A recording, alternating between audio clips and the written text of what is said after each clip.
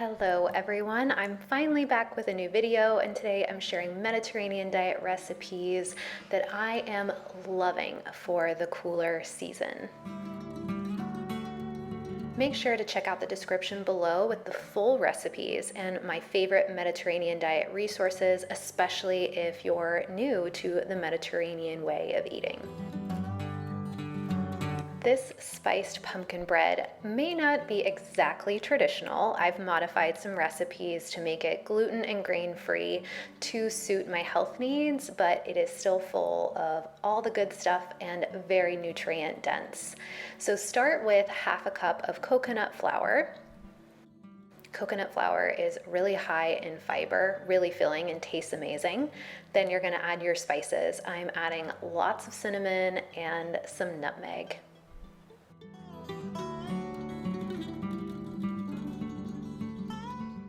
Next, you'll add some baking soda and some baking powder. This really helps the pumpkin bread to rise and make it nice and fluffy, since we're using a lot of dense ingredients, a lot of nuts, nut flours, eggs, almond butter you'll see. So the baking powder and baking soda really help it to rise and stay fluffy. So then we'll add a pinch of salt to balance out the sweetness. And you'll just want to whisk it all together so the powders, the spices, and the flour are evenly distributed. For the wet ingredients, you'll add 1 can of pure pumpkin puree. Just make sure you don't buy pumpkin pie filling.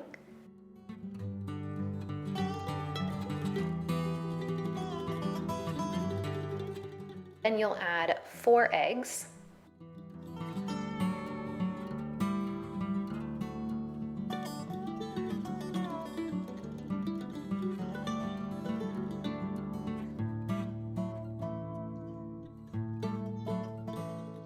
Half a cup of unsweetened almond butter. I find almond butter is just really naturally sweet, so I love adding it to baked goods. Make sure you get all of it out of there.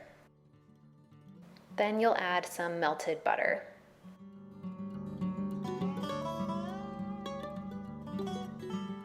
And last but definitely not least, add some vanilla extract so you just get a really nice hit of that gourmet sweetness that you get from baked goods and just makes your house smell amazing when it's baking.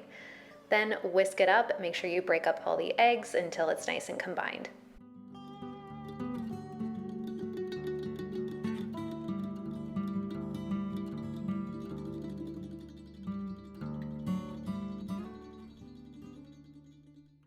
Now I switched over to a wooden spoon so that I can add the dry ingredients into the wet ingredients. And you just want to slowly kind of fold them in.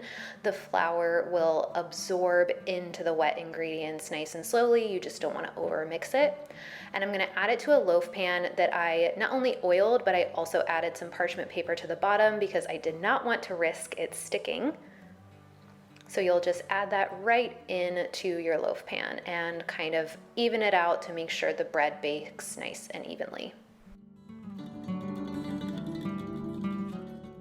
Now you're going to bake at 350 degrees Fahrenheit for about 50 to 60 minutes, or until a toothpick inserted in the middle comes out clean. I think mine ended up being done in around 50 minutes, but I think my oven runs a little hot, so make sure to check it. And you'll want to let it cool on a cooling rack for probably 15 to 30 minutes before slicing into it. So once I did that, I went ahead and sliced it up and wanted to just show you the beautiful, dense, but light and fluffy texture on the inside. Oh, and it smelled so good. So for breakfast, I just cut myself a generous slice of pumpkin bread. I top it with some Greek yogurt for some creaminess and a little extra protein, and top it with some blueberries. Berries are slightly sweet and they just add, some antioxidants and phytonutrients, but you could also warm any fruit of your choice, which would make it even more cozy. But a fun fact about me, I actually hate warm and baked fruit, so I like it frozen or just fresh from the fridge.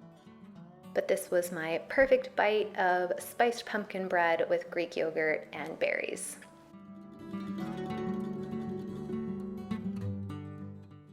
For lunch, I'm making white beans and kale with chicken sausage and a soft-boiled egg. I love a warm, savory brunch dish for lunch, so this has been hitting the spot. During the fall and early winter, you can find lots of dark leafy greens like kale in season, so this is a perfect way to use them up. Start by sauteing some red onion or shallot in a teaspoon of olive oil. Then once those have softened up just a bit, you're gonna add your kale and your chicken sausage. The chicken sausage that I'm using today is this brand and it's frozen. So I went ahead and just chopped it up and just added it straight to the saute pan, and it's already fully cooked, so just kind of needs to warm through. Then I added some garlic and some salt and pepper so that that could all saute together and those nice savory flavors could really get into the kale. Once the kale has wilted quite a bit, and it will wilt pretty fast, you're gonna add half a cup of cannellini beans. Obviously, beans are a staple in the Mediterranean diet, and it's really fun to add them to a dish like this.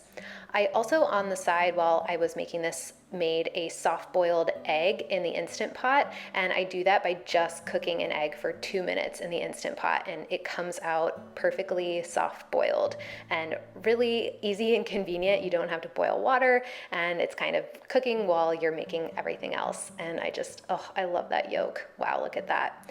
Then you're gonna garnish with some red pepper flakes if you prefer, and of course, a drizzle of extra virgin olive oil.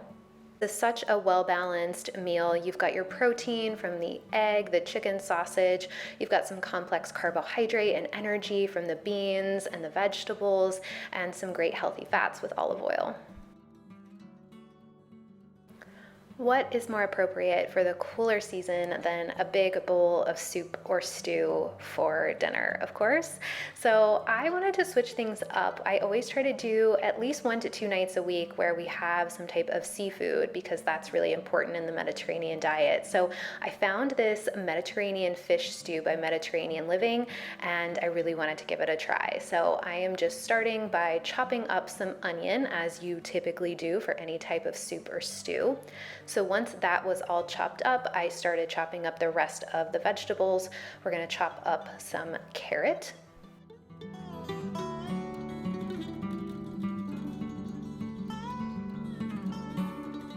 Jackson and Sally are always around while I'm making dinner to be my cleanup crew, which is so handy. Then I went ahead and quartered my potatoes. I'm just using some red new potatoes.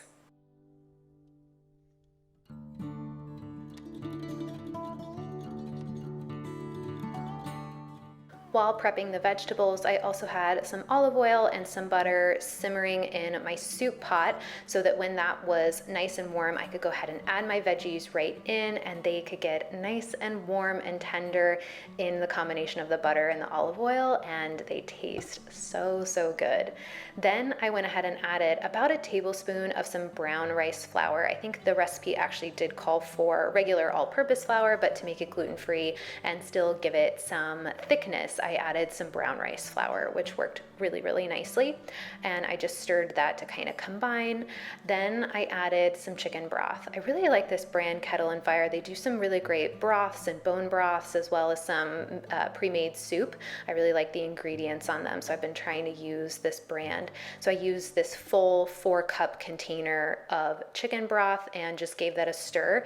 You want to make sure to get the bits on the bottom, because that's where all the flavor is.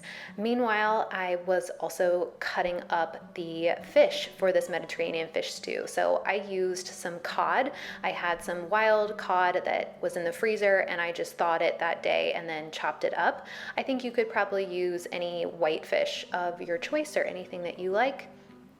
And fish cooks really fast, so this is probably one of the fastest soups I've ever made. Also added some smoked paprika, which goes traditionally very, very well with any type of seafood. Just gives the soup a nice smoky warmth flavor as well. And stir that in. Cover and let it simmer, and then add some frozen green peas just to add some more color and some more veggies.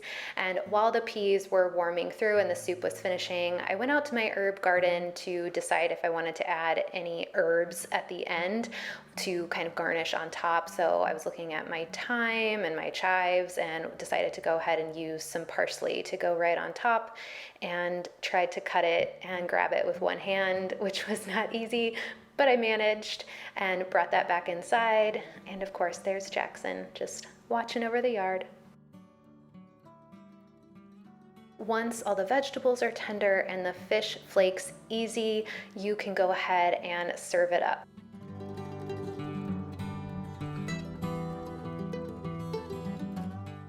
Garnish with some parsley, and there you have it. This is the perfect bowl of fish stew. You could pair this with some crusty bread or a salad, whatever you like on this cozy, cool night.